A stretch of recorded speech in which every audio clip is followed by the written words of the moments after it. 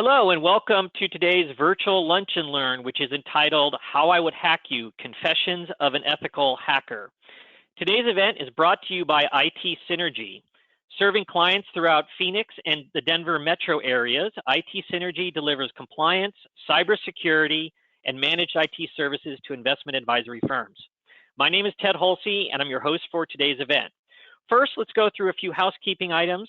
All participants are in listen-only mode. You can submit, the session will be recorded and circulated to all registrants. Thank you for joining in for the live session. Your questions are strongly encouraged throughout the presentation. I will be monitoring the Q&A log in real time, and we'll be sure to ask our speakers your questions as we go along. Please make sure to use the Q&A tool for chats and other comments only. We look forward to your input and feedback throughout the conversation. Today's event is a virtual lunch and learn. We've provided each participant a $25 DoorDash gift certificate. You should have received your unique code via email. Our goal is to allow you to enjoy a convenient lunch while listening in on today's discussion. If there are any issues with your gift certificate, please contact me directly and I will try to resolve it in real time. If you forgot about the lunch part, rest assured that your gift certificate is active and hopefully you can use it at a later time. Now let me introduce our speakers. James Carroll is a founder and principal at Secure Network Technologies. He is a professionally trained ethical hacker and penetration tester. When not hacking into his clients' networks, James is a frequent speaker and trainer at cybersecurity industry events. He is also a frequent speaker at industry events with non-technical senior management and leaders. James, welcome. Thank you, Tad. Looking forward to it. Okay, and Michael Kokenauer is our sponsor for today's event. Michael is the founder and president of itSynergy. He now has over 25 years in the IT field. Under his leadership, itSynergy has built an impressive client roster and has experienced exponential revenue growth. Michael has been recognized as a Microsoft Certified Professional and Microsoft Most Valuable Professional, as well as having earned certification as a Certified Ethical Hacker and as an Investment Advisor Certified Compliance Professional. Michael and his firm helps RIAs manage their cybersecurity risks and stay compliant with SEC regulations. Michael will share some key insights into how RIA leaders can get started taking their cybersecurity and compliance approach to another level. Now let me turn things over to James. Okay, and I'm just gonna. Ted's gonna let me control the screen, which never a good idea. To let me control your computer. So he's a brave man. He's a brave man. Okay. All right. Let's see here. Okay. Bear with me real quick. Whenever I do awareness training, I always end up controlling someone's screen. They're like, how do I know you're not gonna do anything bad? I'm like, dude, you're watching me, all right? Do I look like a trustworthy guy? I'm even on a webcam, come on. Okay. James, you should have keyboard and mouse control. So go ahead. Perfect. Looks like we do. All right, sweet. Well, I'm James, ethical hacker, engineer at Secure Network Technologies. And today's presentation is pretty interesting. I call it How I Hacked You. And really when I was developing this, it was a speaking bureau. I was like, hey, can you put together, we have industries and clients that want to figure out what do you do to hack a company, right? Because when I come in, even if I'm anywhere, like, what do you do for a living? I'm like, well, I'm an engineer, and then like, well, what do you do specifically? Like, well, I hack people. Like, well, how would you hack me, right? I get asked that question a million times, literally. So I'm like, well, let me just put together a nice 45-minute presentation, show you how exactly I would do that. That's the goal of this. Hopefully you leave with a piece of information and say, oh man, James talked about using the same local admin account for networks. Oh man, James talked about using weak passwords and how he hacked this, healthcare institution. We better not do that. That's the goal. I want you guys to leave here with a piece of information to say, hey, we're doing this in my organization, or we're not doing this in my organization, and we need to start doing this to make us more secure. So it's mostly built off what I call war stories of things you don't want to do. Like, you don't want to be calling me at 11 o'clock on a Sunday night, say, oh my God, some Russian was on our network and took all our data. That the goal is to avoid those conversations, right? Because they're not good. So a quick introduction about me. I'm an information security engineer. On the right, that's my prized possession, my son Duke. This was the beginning of the coronavirus pandemic, right? So I put the mask on him. My girlfriend's a doctor, so we put the stethoscope on him. Yeah, you could say I'm a gold digger. I know, I hear it all the time. But that's a Duke right there. So he might be barking in the background. I lock him in a room. I've had the TV playing with his favorite show, which is NCIS. So he should be good to go, but you never know. All right. So how I started hacking, I get this question all the time. It started out when I was about 15, 16 years old. And I'd play a video game. It's still my favorite video game, Halo 2, right? I love that game. But the goal really of that game is you play online, you play people all over the world, and you want to get to level 50. And the more you win, the higher level you go up. If you lose, you go down. So, it'd be me and about 10 of my friends. We get off school at 3 o'clock, go play Halo 2. And I'm like, dude, I can't get past level 30. Like, I'm just not good enough to get to level 50. But what I figured out is I did some Google searching, just some quick research, and I'm like, hey, if I can somehow turn off other people's internet that I'm playing, I'll automatically win, right? If I turn off the internet, then they quit out and I win. So it was pretty much a denial service attack before I even knew what the heck a denial service attack was. So I'd join a game, there'd be another guy in the game, I'd figure out what his IP address was, and I'd use this online tool to flood his internet connection, turn it off, and then quit out and I'd win. So I got to level 50 pretty fast, and it only took a matter of time before Microsoft caught on and banned my accounts, and that took on a whole nother realm of me dodging Microsoft security and trying to bypass it and not get banned and fun stuff. But that's how I started, and to me it was just so crazy because like here I am, a 15, 16-year-old kid. I know nothing about hacking, but I know enough to go on a forum on the internet and figure out how to do this stuff. And this is a screenshot. This was actually the tutorial I viewed years ago on how to do denial service through like Zone Alarm Pro and Kate Enable, and this makes it look really old. I don't think it's that long ago, but man, those Zone Alarm Pro, Kate Enable, I think this is like Windows XP.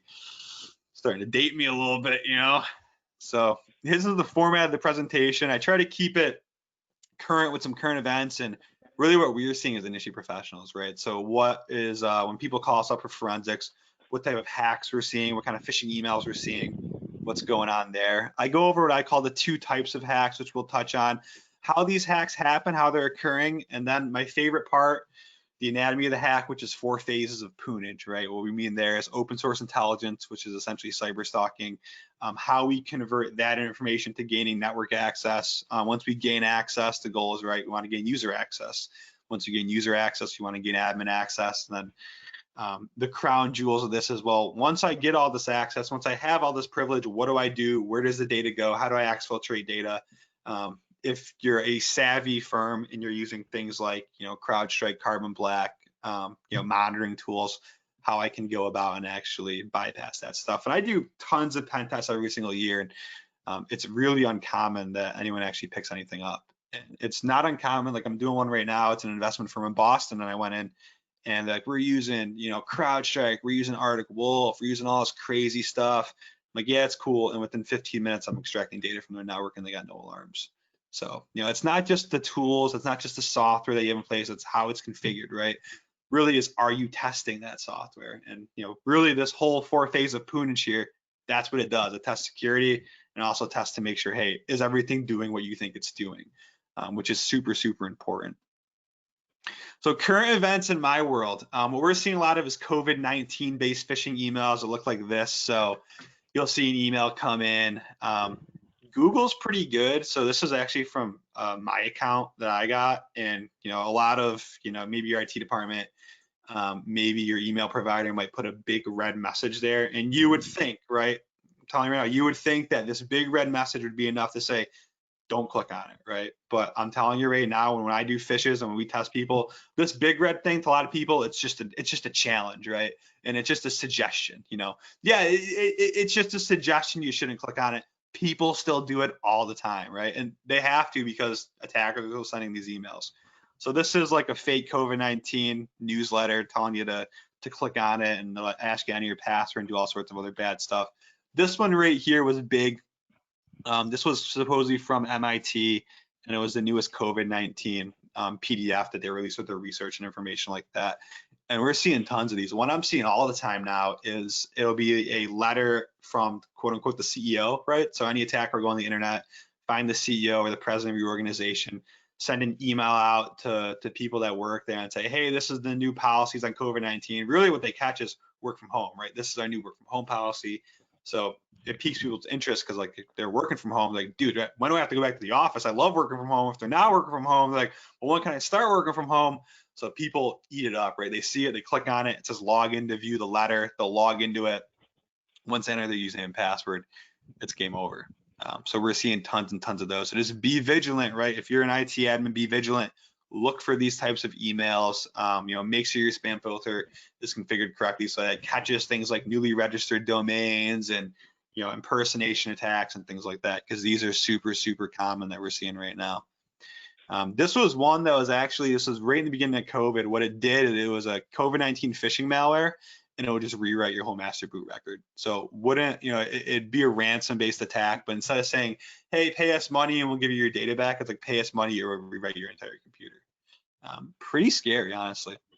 And this is kind of the next generation of malware and ransomware that we're seeing. It's like, gone are the days of, hey, your data's locked, pay us and we'll give it back to you. It's like, hey, your computer's infected, pay us or we're deleting everything. Pretty scary stuff. Pretty scary stuff. So the two types of hacks I like to cover are people, right? Social engineering based, human exploitation, and computer based hacks. And for the most part, human or computers are kind of binary, you know what I mean? So it's a 1 or a 0, it's an allow or deny. Hackers, they hack computers, it happens all the time, but the main thing hackers hack are people, because people have something computers don't have for the time being, which of course is emotions.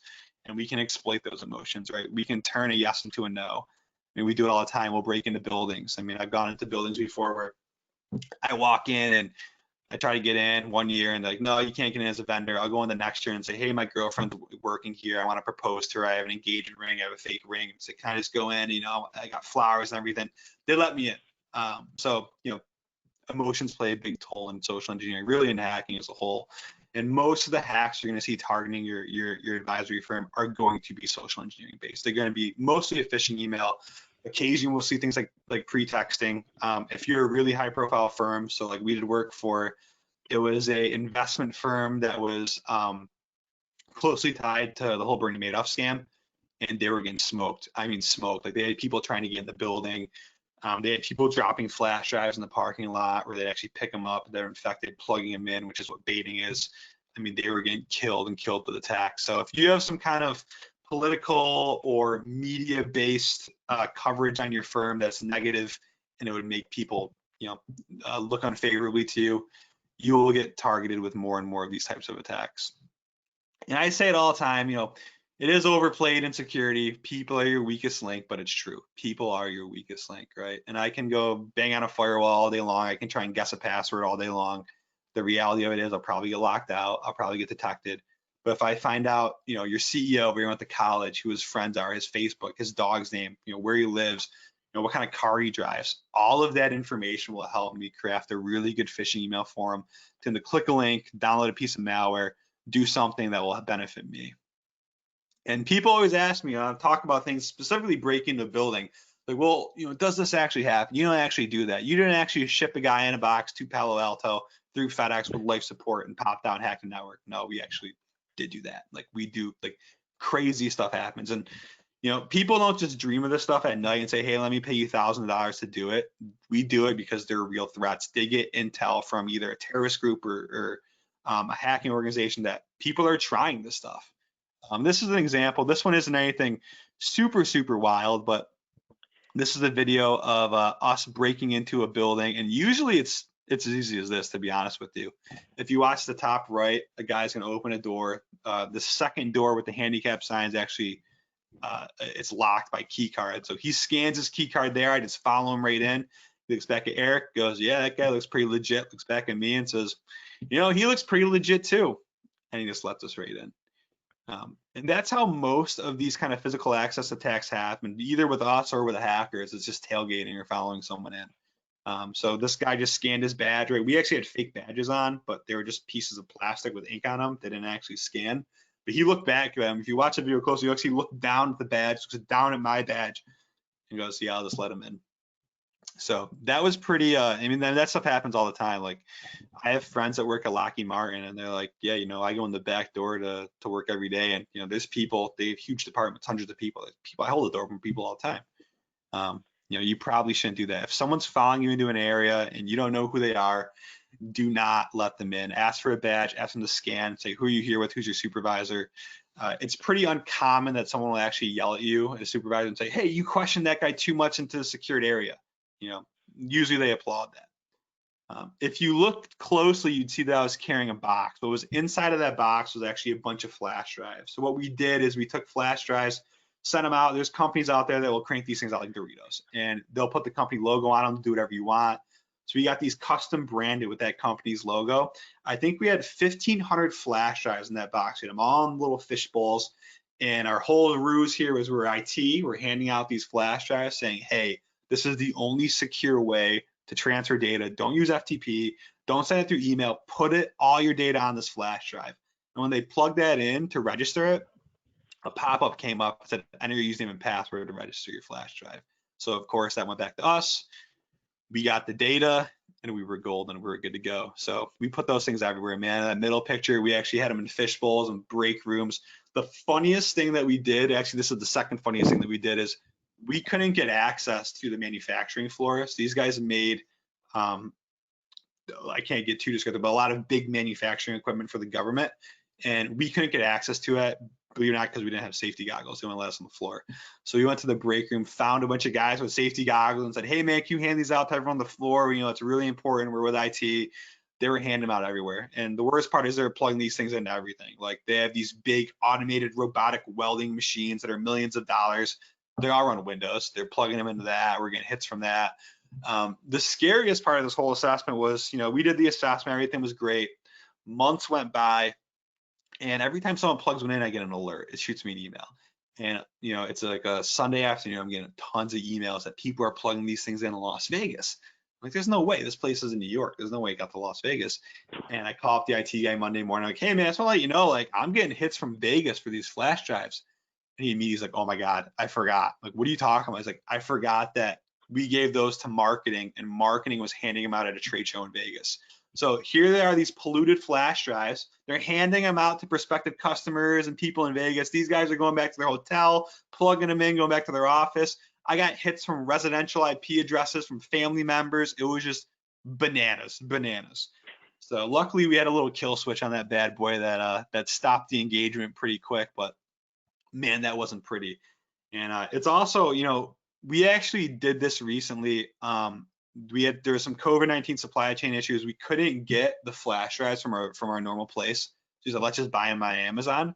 We bought a bunch of flash drives on Amazon, brand new from the manufacturer. Amazon shipped them to us. And upon plugging them in, I got a malware alert. And Amazon actually shipped me infected flash drives. So I don't know how they got infected, but what it looks like, and I didn't know this after doing research, is if you buy something on Amazon Prime, it's what's called FBA, fulfilled by Amazon. So I think what happened was someone bought these things on Prime, infected them, then did an Amazon return, and it goes back to Amazon's warehouse. The guys at the warehouse don't care, right? They just see it, it all looks good, restock it. Then when I buy it, they ship it back to me. I think someone infected it, sent it back to Amazon, and then they were pretty much, Amazon was infecting me by proxy. They actually shipped me an infected flash drive.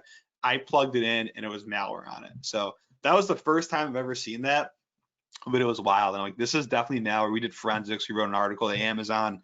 We wrote a letter to the manufacturer and said, hey, just want to let you know this is actually occurring. So if you buy, anything, a hard drive, or a flash drive from a retailer, especially a third-party retailer like Amazon, make sure you scan it, make sure there's no malware on it. If you get one at a trade show, right, make sure you scan it, give it to IT and say, hey, make sure there's no malware on this before I start using it, because it happens, right? It happens from a bunch of different angles. So the anatomy of a hack, how do hacks occur? Phase one, what we call OSINT, or open source intelligence, that's the cornerstone to everything. That's pretty much cyber stalking. It's me finding anything and everything there is about you, your organization, your family, anything I can get to exploit you, eventually exploit your company. Gaining network access, so how do we use that to pivot into getting internal network access? Once we gain that, right? Once you're in a network's great, but a network is comprised of machines. Machines are comprised of users. So we attack the users at that point. Say, how can we gain user access? Because users have access to machines. Once we're on machines, you want admin access. And usually the goal there is you want to get user access, at local admin access, and then ultimately domain admin access. Once we gain domain admin access or super admin access to your whole network, the house of cards start falling pretty quick. I have most engagements I do, I email the client, hey, I got domain admin, you want me to do anything? Like, well, you can do everything. Like, yeah, I know. It's game over at that point. And if an attacker gains that level of access, that's not a good thing. You're usually making some hard phone calls at that point. Either data left your network or configuration changes were made, and that's the live pick on most hackers in Russia right there, right? Once you gain domain admin access, not a good thing. So what are the tools I use? If you're a super nerd like me and you nerd out on this kind of stuff, I'll just touch on some of the tools. Metasploit's a big one, and most of these tools you're going to see are free. Metasploit's free. It comes installed in Kali Linux. You run it. This exploits a lot of common vulnerabilities like the WannaCry vulnerability, Eternal Blue, a lot of the ones you read about in the news. Metasploit has an exploit out for that, and it's super easy to use. If you just Google like exploiting, WannaCry with Metasploit, there's 150 articles that show you exactly what to do. The middle one here, that's a Burp Suite. That's a tool that a lot of hackers use and security professionals use to assess websites or web applications. So if you have a web app or an application that might be hosting like a trading portal or a Schwab portal, this will help a hacker to hack that. On the right's my favorite tool, and it's really just like a 300-line Python code called Responder. And once you're on the inside of the network, you run this puppy. It does what's called a relaying attack. So if you're trying to log into a machine, it'll actually see that login, relay it, and now I'm logged into that machine. Super easy to use. I've gone in networks that were like, DoD networks, like top of the line networks, literally took a Python script, this exact one, ran it, and I was admin in like 15 seconds. It's almost scary. I don't even like using it because it's like cheating. It's not even fun. It takes the whole fun out of hacking. It's just so lethal. Empire PowerShell is a newer framework. This uses a part of Windows called PowerShell to actually gain agents and infect the network. And if you're running like an older AV, right? So if you're running like an AVG or malware bytes or something like that, those normally don't pick up on PowerShell-based attacks. Hackers know that. We know that, which is why the industry and the hacking industry is switching towards PowerShell. If you're running next-gen AV, Cylance, Carbon Black, Intercept X, something like that, most of them will stop this, and it makes my life and a hacker's life a lot harder. Even Windows Defender now we're finding is picking up on a lot of PowerShell-based attacks, which is really interesting. It's not incredibly uncommon. I'll go on a machine, I'll be running AV and Defender, and their actual paid antivirus won't detect anything, but Defender will stop me, which I always find pretty entertaining. This middle one here, this is probably my most used tool called CrackMap Exec. This essentially automates exploitation. So if I get credentials to a machine, I can take all the machine lists on the internal network, log into all the machines, mass run PowerShell commands, do whatever I want. And then this is the newest one called Silent Trinity. So because we found AVs are picking up on PowerShell, this actually uses .NET. Which is pretty funny because there's a lot of real purposes for .NET. This builds all your malware in .NET, runs it, bypasses a lot of antivirus, does a lot of really bad things. So that's where the industry's heading, right? The hackers are figuring out what antivirus is detecting, what it's not detecting, and then building malware and exploitation kits based off of that. So if you want links for that, shoot me an email. I'd be more than happy to share it with you. And it's all stuff you can find on GitHub, right? Nothing crazy. So open source intelligence, right? What we want to harp on here, which is, this is the cornerstone of anything we do, but what we want to focus on is it's publicly available information, right? If I email you and ask for something, it's technically off limits. What we focus on, and what a lot of hackers focus on, is what they can find passively through the web for a couple different reasons. One, for us, it's what's quote unquote legal. Hackers don't care about that, but what they want to know is, what can they find that's easy, right? Hackers are lazy. If they can go on the internet and find information about you, that's great. They usually don't have the time to email you and ask you for information. So they're usually after the same thing that we're after from that regard. Number one tool for that, right? It's not something proprietary. It's not something crazy. It's literally social media. Facebook, LinkedIn, Twitter, MySpace, all that stuff. I mean, that's going to be your go-to for OSINT. And that's super lethal. We'll go over some examples here and how we can exploit someone using this. But the thing we'll look for, right? Social media networking sites. One thing I didn't know until I started really digging deep into OCIE is just how many different forums there are, like forums and blog sites. Like I have a golden doodle, right? His name's Duke. Duke, when I moved into my new house, wasn't eating. I'm like, what the hell is going on? So I Google like golden doodle not eating food after move, and there was like 15 forums on just golden doodles, like doodlelovers.com, doodlegang.com, furrykisses.net. I mean, dude, there's if there's an interest out there, there's 10 to 20 blog sites out there for you. The reason why that's important from a hacker's perspective is, let's say your username, let's say my username is Jimbo, which it tends to be on some forums. If you Google like, my username, just, Jimbo003, you'll find almost every forum I'm on. You'll find all the mountain bike forums, all the paintball forums, all the golden doodle forums. Just by knowing my username, you now know 3 of my main interests, right? And you can see all my posts. You can see what I'm talking about. If I'm the CEO of a company, a CIO, a CFO, you got a lot of information to fish me to craft a really good email to say, hey, I see that you just bought, Hope Tech brakes for your mountain bike. Thanks for the order. If you want to, fill out this survey to get $20 off your next order, you click on it, you download something, and now it's malware. That stuff happens all the time, literally all the time. When I do forensics, the first thing I do is I figure out who was targeted and then how I can go on the internet and find information about them. Usually there's tons of stuff they're posting online. So that's really, really lethal. An example of how we did this and how we use this to exploit people is through password reset prompts. So there's some people that use password reset prompts like this, where, instead of sending an email, say, hey, answer 2 or 3 of these questions.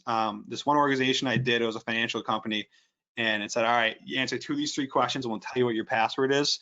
So I found Lindsay Walsh online. Usually when we do this and when hackers do this, they target, I hate saying it, but they target like, college graduate females that love social media.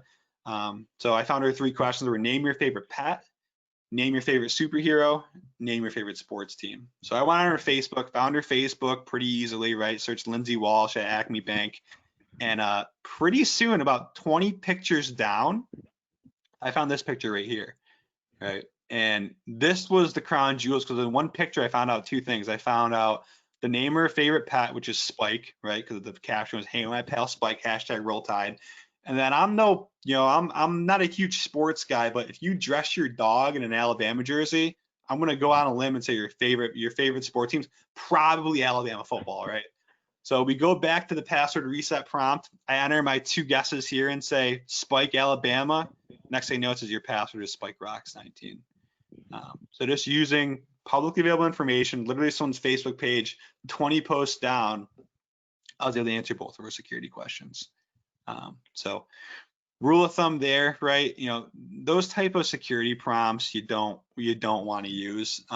If it's something that you have to use, or maybe your RIA, your CRM uses that by default and they can't change, I always say enter random data in there. Treat them all as passwords, right? So if it's like the name your favorite sports team, put your mother's maiden name. The name your favorite pet, put your favorite sports team. So a hacker going in there, it's gonna confuse them. It's gonna be a little bit more difficult for them to guess that.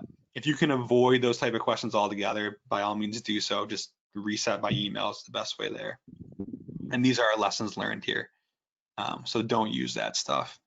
Bad things do happen. 2-factor authentication as well. You can see it's a common theme for pretty much everything I recommend is what you want to use, right? Because let's say I did get her password to reset, or I did get her password, I go to log in, it prompts her phone for a 2-factor code. I assumingly don't have her phone, I can't log in.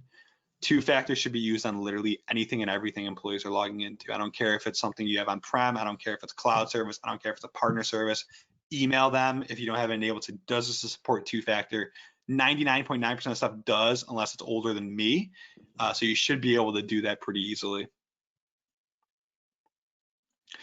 All right, how this can hurt you, part 2. This is my favorite story I ever tell, so pay close attention. And this is if you're into some weird stuff. So this was a very unique customer, I'll call it. And he called us up. He said, hey, I think we got hacked. I go in, I'm looking around, there's malware all over this guy's network. And I'm like, dude, you got malware everywhere. Like, well, can you figure out how it got in? Like, I'll try. And I found it was all surrounding this one user, and this one user was doing all sorts of weird stuff. He had really strange browsing history. He was downloading all sorts of files. He was trying to hide things. Anything this user touched was just loaded with malware. It's like, we got to figure out what this guy's doing. Why is there so much malware for this guy's account in his computers? And what I found was there was just tons of network shares that were just loaded with videos and photos. And I called the guy, my IT guy. I'm like, hey, this is what I found. Is can you figure out what's on those shares? And I'm like, I'll do it. And you never really know when you see this stuff. It could be a bunch of, it could be child porn. It could just be, I had one IT admin that was actually going on everyone's computer when they plug their phone in and downloading their phone pictures of like their family and stuff. I mean, we see weird stuff, but this was weirder than both of that. What we found out was that this guy was into something called paraphilic infantilism. So essentially what he was doing, he was going on Craigslist and Backpages, two websites that I always advised staying away from. And he would create posts and respond to posts for adults that had a psychosexual obsession with babies. Or being a baby. So what he would do is he would find a group of people and they dress up as babies and they would have these baby adult parties, and I just had network shares of videos and photos and logs of the people he met and how to contact them. And it was a lot of stuff like this, right? Just dudes dressed up in big onesies with giant cribs and just all this crazy stuff. And you can imagine, right? If you're on those types of sites, you are probably going to get malware, because it's the armpit of the internet. And that's exactly what we found, is that he was on these sites trying to, find other people that were into this kind of stuff, and he was just infecting the work network with malware. I like the big Tommy Pickles Rugrats style on that in the bottom right. I mean, that's pretty. You can't get that stuff up. And the little, I don't have a kid, so I don't know what these things are called, but the little things in the air they hit, I don't know, but just crazy stuff, man. All right, the lessons we learned in this one. Most importantly, people are weird. That's just the rule to live by. The other thing is monitoring user browsing history, right? Block websites that they shouldn't be going to. Should they be going to Backpages? Probably not. Should they be going to Craigslist? Probably not. Making sure that you're doing that to prevent any of this stuff from happening would have saved this person a lot of money, a lot of stress. All right, the third example we'll use is, this is a actual phishing example we did. It was for a healthcare institution, but I'll use Cleveland Clinic as an example. It wasn't them, but it's a well-known institution. So they hired us. They said, hey, we want you to try and steal patient data, proprietary information, anything you can, but we're not going to give you anything. We're not going to give you network access. We're not going to give you names. Just use open source intelligence, use your hacking ability, and try to gain this information. So we said, all right, well, we'll give it a rip. What we did is we went on their Facebook page and we found Facebook reviews. And this, if your investment firm allows Facebook reviews, that's a big threat, and that's a lot of information for a hacker, right? So let's say I go on, creststonecapital.com or some other investment advisory firm, and I go on their Facebook, and you have 20 clients that reviewed you, like, hey, I worked with Dave, he was great, he reallocated my portfolio, I made tons of money. Well, now I know a lot of information, right? I know the guy that is your client. I know who he worked with. I know what you guys did. I know a timeline of when you did it based on when the review was made. And I can just click on that guy's Facebook and figure out everything about him, right? Probably his wife's name, where he lives, anything and everything. That's exactly what we did in this example. So we found a guy named Ken Flask, talked about the Cleveland Clinic, talked about all this great stuff, how he's from Sharon, Pennsylvania. He drives 3 hours to go there. He loves the nurses. He loves everything. He even gave us the name of the doctor he used, right? So what we did is we went on Cleveland Clinic's Facebook page, found the doctor that he used as well as the PA. Said, all right, we're going to exploit the relationship between the PA and the doctor. So what we did here was pretty simple. We just found more information about Ken, where he lived, his phone number.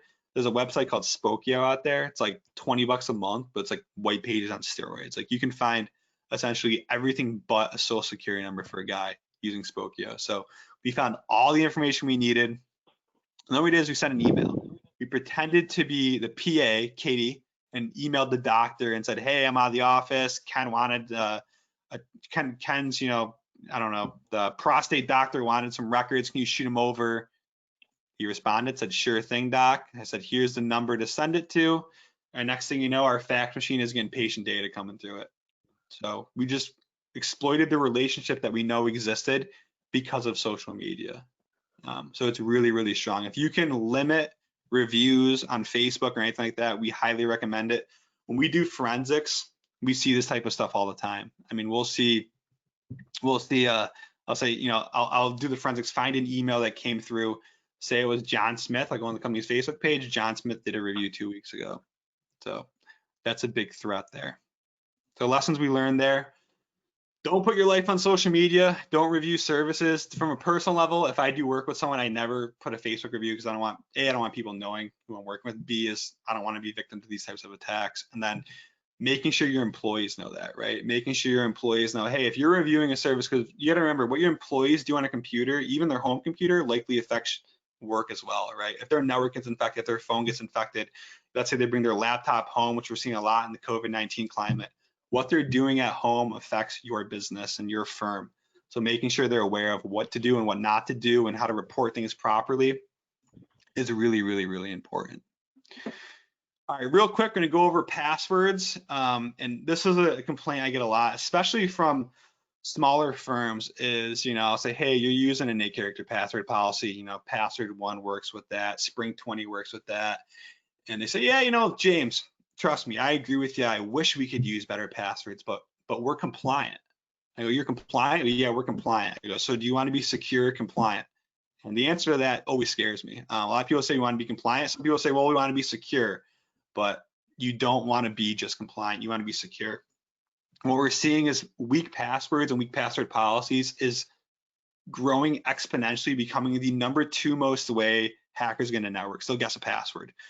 These are some common passwords that we've seen breach: password 1, Spring 20, Winter 20, 10.234. The worst part about this is with most password policies on your Windows network, you're allowing users to use these passwords. And if password 1, you know, let's say your expiration is 60 days, what are you going to use after 60 days? Password 2, password 3. They just keep going and going and going. So you want to defend against that as much as you can. The best recommendation we have for that is using passphrases and really 2-factor authentication. When you use those weak passwords, hackers try to log into places, right? Palo Alto, different firewall vendors, right? If I can get into that, change some configuration, open up your network, it's game over. Mail portals, users love to use their mail for everything. They'll email themselves passwords, right? Think about a password reset prompt. If I get access to your mail, I find out you're doing work in, let's say, Redtail CRM, I just go to redtail.com, reset your password, it goes to your mail, and now I can just reset it from your mail because I have access to that and get access to literally client data, anything I want. Cloud services, if you're using Dropbox, ShareFile, anything like that, a password, 1 password allows me to gain access to all that. And really, it all starts with the mail. If I can gain access to mail, it's game over at that point. One thing that we're seeing more and more of is remote desktop as well. So if you have RDP punched through your firewall, you know, your days are numbered, man. I mean, more and more breaches we're seeing are exploiting RDP. You know, it always kind of boggles my mind when people have RDP access on the outside of remote desktop and they also have a VPN. I'm like, dude, you got a VPN, why are you using RDP? But people love to do it, man. And if attacker guesses a password and they get into that, I mean, they're literally admin on usually a Windows server on the inside of the network and they can do whatever they want. So that's never a good thing.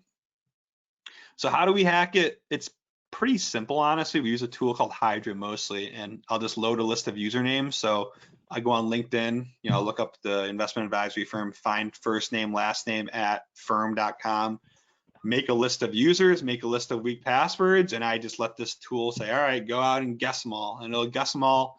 You can kind of see what happens here. It's pretty fun.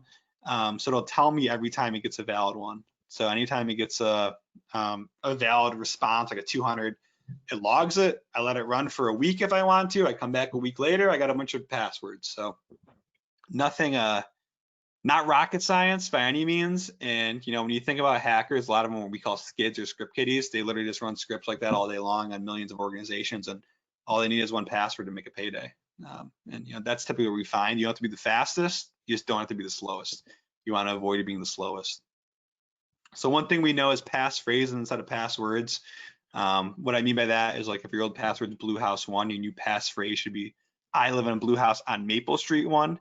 In my opinion, which might, full disclaimer, might be a little biased, as it's just as easy to remember, but far more secure. The other thing I told you earlier, two-factor authentication, you'd got to use it, right? Even if I guess your terrible password and I go to log in, if two-factor is there, it's going to help prevent you guys from giving unauthorized access. So how do we gain admin access? This is pretty simple as well. If I gain a user's password, let's say their username is JSmith or password1, there's a couple of things I can do. Abuse privilege, abuse relationships, and then abusing configuration patches and stuff like that. Those are the main three there. And if you have, domain users that are admins on machine, it's going to end bad. If you have domain users that have access to shares or other domains that they're not supposed to, it's going to end bad. If you have machines that aren't being patched from critical risk vulnerabilities, it will end bad. And it only takes one bad password away from a hacker to get inside and start doing damage. And we'll show you how we do that. One thing we'll find a lot is, like I said, domain users that are admins. And this is the issue. This is the issue every IT department, every organization has. And the issue is that you have someone in accounts payable or in accounting or in HR, and they need to install software. Let's say it's QuickBooks. So they'll try to install QuickBooks and they'll say, hey, I got a password of password 20. Let's install QuickBooks, but I can't do it. I'm not admin, right? So what they'll do is they'll end up calling IT or submitting a ticket. It's like, hey, I gotta install QuickBooks. I need to do this for my job. IT sees the ticket. They say, all right, well, the easiest way to do this is just to make you admin of your own machine. So they do it, right? And that's this common solution we find a lot of times with a lot of IT departments is instead of saying, hey, we'll install it for you this one time, usually it's the problem children of the organization that they do it for. They'll make them admin. And that makes the user happy, right? Because now they can do anything they want. They're admin of their own machine. They can install QuickBooks. They can install Sims 4. They can watch Keeping Up with the Kardashians. They can do anything and everything that they want. And with the COVID-19 work environment of work from home, we're seeing this more and more, right? People have their laptops at home now. They're like, oh, Fortnite runs way better on my work laptop than it does on my personal laptop. So I'm just going to run it from my work laptop. We're seeing more and more of this kind of as the work from home thing progresses. What she can also install is really important. She can also install malware.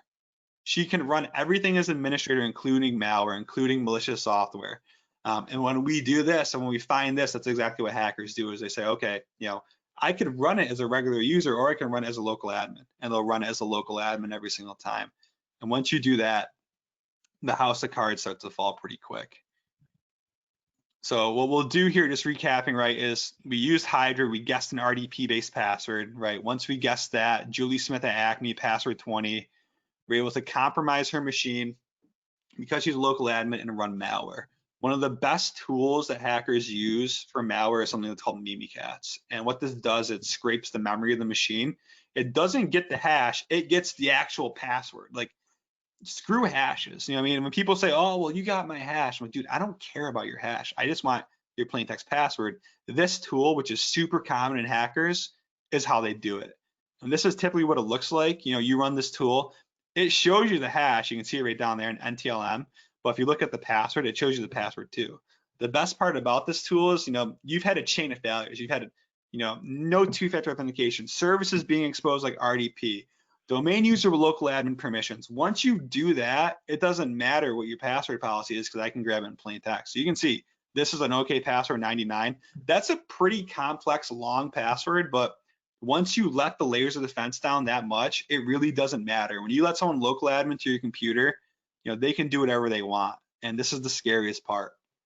But like I said, there's a lot of breakdown in security that hits that beforehand. And once I get that, man, that's a domain admin password. It's over. It's over. I can do whatever I want. I'm admin. I can, add users, change users, delete users, lock files. I can do anything I want. So that's what you want to avoid. One thing that we did find really in 2018 a lot was bad patching. Hey, James. Yep, go for it. James, we got a little time check. So maybe that last Google example, we got to. Yep. We'll breeze through it. So what we did is we found a vulnerability in Fortinet firewalls that allowed anyone to pretty much grab passwords on it. And this is where bad patching comes in. You can see, just using a quick Google search of this little flag here brings up passwords. So all of these organizations, you can see like VPN Denver, Yerber, Settlement.com. they're all vulnerable to this. All you do with Google is you click on it and it brings you a nice page with all of their passwords. So this is an example of, vulnerable and weak patching, right? When critical patches come out, make sure you're patching that. Make sure you're reconfiguring stuff so that's no longer vulnerable. And this actually just resurfaced 2 weeks ago because another big company got breached from it. And when we did this search in 2018, there were 2,000 companies that were vulnerable to this, where anyone in the world can make a Google search, go to their vulnerable Fortinet and grab their domain admin passwords. So you don't want to do that. So this was another one. This was hacking SEO, search engine optimization. What hackers are doing a lot of times now is they're actually registering pages that look like yours. So if your organization's like, SyracuseCapital.com, I'll make Syracuse-Capital.com, let it sit on Google, let it propagate results. Then when someone, presumably a client, says, hey, I gotta log into my account to check my portfolio, they Google Syracuse Capital, my fake website comes up, they log in with their accounts, and then I know, that I can log into the actual real account with that. Ted, do we have time for this example quick? Because this is my favorite, one of my favorite ones.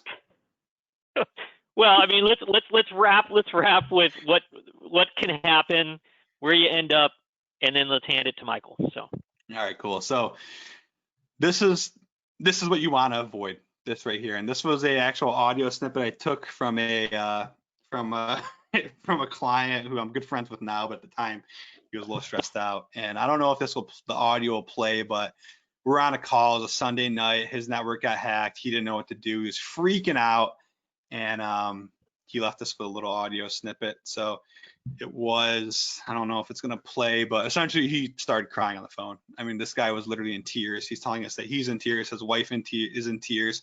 He's going to lose his job because the network got hacked. And those are the conversations, I can't stress enough, you want to avoid. If you get to that point, bad things are going to happen. There's another group out there called Maze Ransomware. What they're doing is when they infect your network, instead of actually selling your data, they're publishing your data. So these ransomwares are actually to the tune of $2 million. Let's say the first $1 million allows us to unlock your data, you can get it back. The second $1 million says, we're not going to post on the internet. This is an actual screenshot of companies they hacked. If you clicked on one of these, you could download their data. You could literally just go in there, download all their client files. We had a town that called us and they had all of their taxpayer information, their revenue information. Everything was on the internet, and anyone in the world can go and download it. I said, hey, you want to take it down? $1 million is what it costs. So this is the crime. I mean, this is the cyber crime that we're seeing today. It's not just one guy. It's not me being a 15-year-old hacker. It's groups of people, right? This is a legitimate business in some countries, and that's what we're finding more and more of. The other thing is a dark web marketplace. If you want me to, I can go on the internet, I can go on the dark web and I can buy your social. I mean, if you're over the age of 40, I have about a 95% chance of buying your social security number. And you can see on this site, it's only $5. Anyone social, I want to go in. I bought the mayor of Syracuse social security number live at an expo for $5. The best part is when I buy it, it's now a U social. So if you want to buy it, it's only $2. So, they're smart criminals, right? They'll work with you a little bit. But it's scary stuff that we're seeing. Scary, scary stuff. All right, that concludes my scary presentation. If anyone has any questions, I'll let Ted field them. Yeah, so I think what we want to do now is, okay, so what do we do about this now? I mean, I think that's I want to encourage everyone, if you have burning questions, enter them in the Q&A log. But we want to kind of change gears a little bit and hand the ball to Michael to say, okay, well, we've heard a lot about the challenges and all the myriad risks that your organizations face. What do we do about it? What do we do about it when you're running an investment advisory firm? And Michael, we can see your screen well. Take it away. Oop, mute. Yeah, there we go. I think you're still on mute.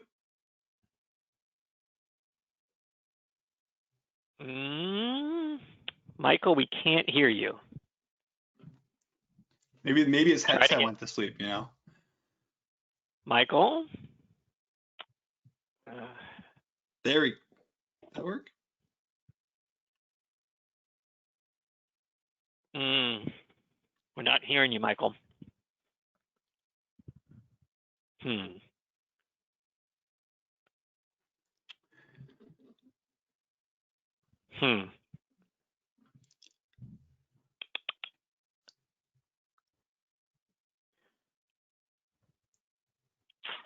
Michael, we still can't hear you. Let's see.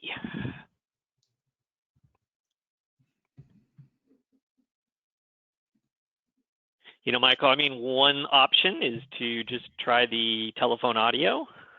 It's one option.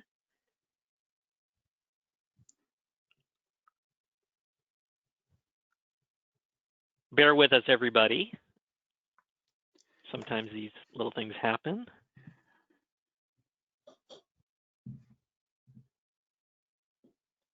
It always happens live too, you know. It's just like I was doing a presentation last week and I was in the keynote, but I'm waiting for the keynote to start, and it was like 250 banks in Connecticut, and the keynote starts and she's muted and it sounds like her like R2D2's talking, and I'm like, dude, this is just, you know, the prep was fine. The prep was fine, but live it was just you know, it's always it's a big thing in Black Hat. It's like the demo Gucci, like when you go to Black Hat, like the hacking conferences, and there's a guy, he's like, oh, I'm going to show you a live demo of this tool I wrote, and the thing breaks on stage.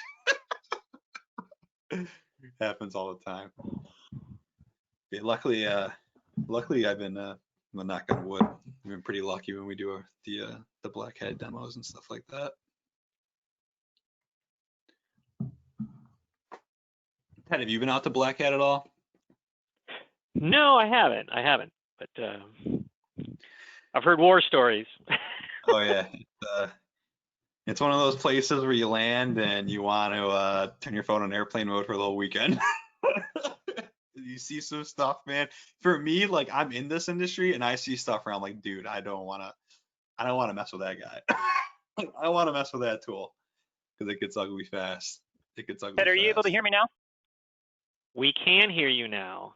We can hear you now. Okay, I switched over to phone. I don't know what was happening with the audio. It was telling me that you guys could hear me, but obviously you could not. So, okay, so in the interest of time, I'm going to jump through real quick. We've already talked about this stuff. I'll skip that slide, but let me talk about OCIE, or OCIE for short. That's the division of the SEC that does your inspection. So the Office of Compliance Inspections and Examination. These are the people who show up at your front door, or in the world of COVID will contact you virtually. Some quick statistics. Last year, they did about 3,800 examinations, which was a slight decrease from the year before, but also remember back in 2019, they had 35 days without funding. So they're kind of right on pace. So what that means is about 15%, or roughly 1 out of every 5 to 6 years on average, every SEC registered firm will get audited. And the nice thing about OCIE is they publish every year a memo of their examination priorities where they talk about exactly what it is that they are looking for. So for 2020, information security was one of their 8 priorities. And in fact, information security or cybersecurity in some form has been one of their priorities for every year that they have published this memo from the very beginning. And this year for 2020 within information security, these are their areas of focus. A lot of things that James was just talking about: governance, risk management, access controls, data loss prevention, incident response, all those things that we just covered. So those are all priorities for 2020. So what I'm going to suggest, and I'll just kind of wrap up with this, Ted, and then we'll just have a minute or two for questions, is what I'm going to suggest is we've had the opportunity to work with James on a number of engagements across a wide variety of different customers in different industries. And some are very large financial services firms who are household names that you would immediately recognize if I were to share, and others are smaller organizations that you've never heard of, but sometimes related to critical infrastructure and those types of things. One thing I will tell you in the way of an endorsement for James is we have never once worked on an engagement with James where they did not achieve full compromise of the entire network. So James is very, very good at what he does.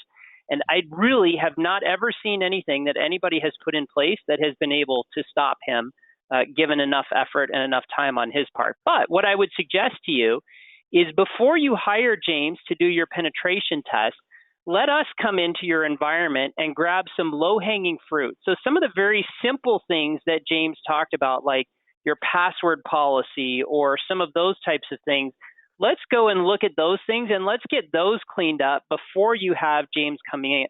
And what that does is that maximizes the value of the penetration test by removing the most obvious things. So for example, like, James kept talking about password 20 or spring 20 or winter 20. Let's get that stuff cleaned up, and then let's have James come in.